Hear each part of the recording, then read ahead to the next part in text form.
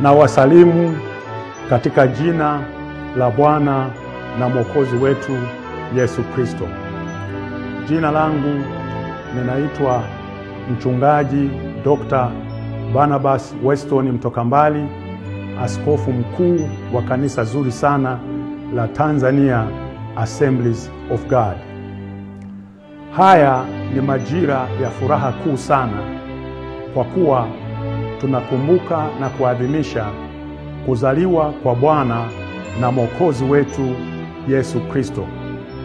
Hii ni kwa mujibu wa Biblia isemavyo katika Isaya sura ya 9 na mstari wa 6.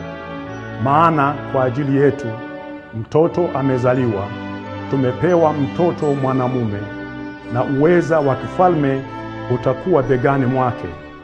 Naye ataitwa jina lake Mshauri wa Ajabu, Mungu mwenye nguvu, Baba wa milele, na Mfalme wa amani.